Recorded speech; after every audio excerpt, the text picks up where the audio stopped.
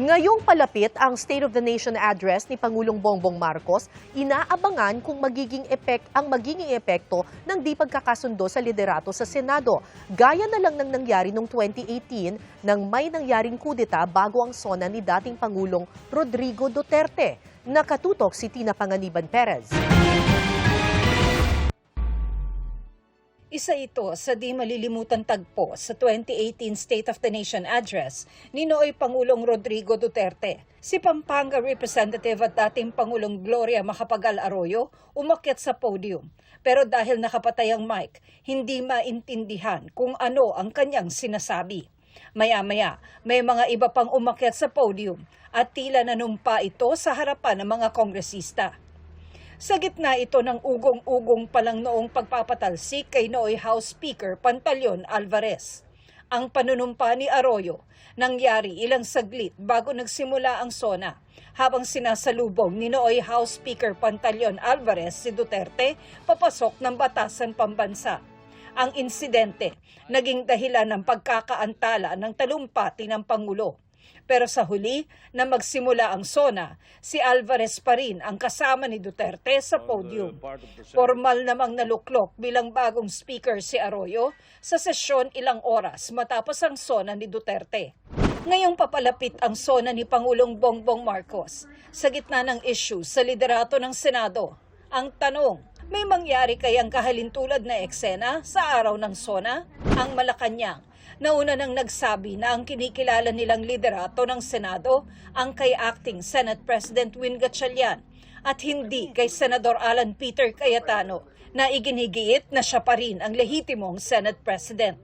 Pero sa posibilidad na magpatawag ng special session ng Pangulo sa gitna ng issue sa liderato ng Senado, sabi ng palasyo, gusto muna ng Pangulo na magkasundo ang mga senador. Yan daw ay para hindi mabalewala ang layunin ng special session na makapagpasa ng mga nakabinbin pang resolusyon at panukalang batas. Dapat unahin ng mga senador natin ngayon ang taumbayan, hindi ang sariling interes o ambisyon. Sa coordination meeting ng ilang ahensya ng pamahalaan para sa SONA 2026, ang imbitado sa panig ng Senado, ang Senate Secretary na hinalal ng new majority ni Gatchalian. Ito mga kapuso ang kauna-unahang SONA Interagency Coordination Meeting na idinaraos dito sa Romualdez Hall sa Kamara. Ito yung unang tulong ng iba't ibang ahensya na sangkot sa preparasyon para sa State of the Nation Address ngayong July 2026. At kapansin-pansin, isa po sa mga inimbitahang dumalo rito ay si Senate Secretary Renato Bantucci.